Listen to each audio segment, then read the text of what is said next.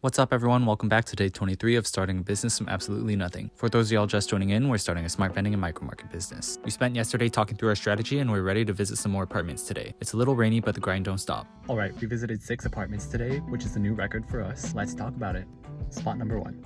So we popped into this location and the manager wasn't available. I spoke with someone else. I think it was the receptionist, I wasn't 100% clear. They said the manager was busy running around and wouldn't be available for a little while, so I decided to come back another day. I did grab their contact information so I could shoot them an email though.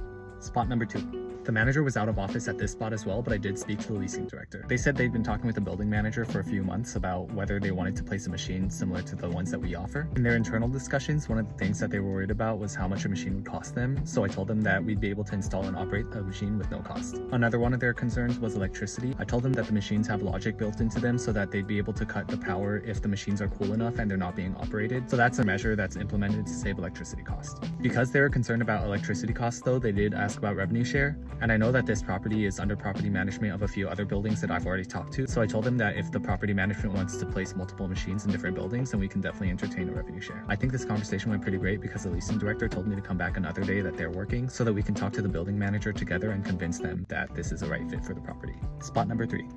I was finally able to catch a manager at this site.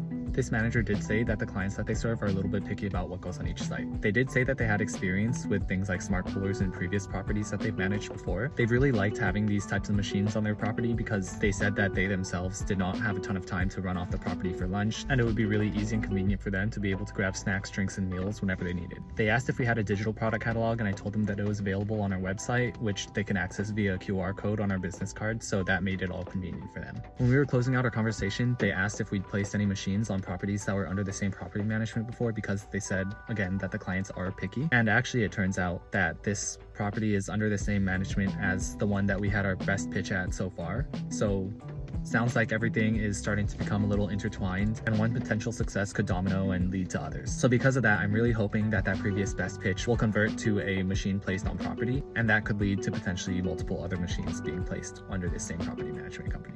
Spots number 4, 5, and 6. At the last 3 locations, I tried to call in on the call box and no one answered, so unfortunately a little bit lukewarm end of the day. But we did have some good conversations today regardless, so I'm excited about that. And that's all for today. Follow along for day 24 where we're going to revisit some apartments we couldn't talk to the managers at today.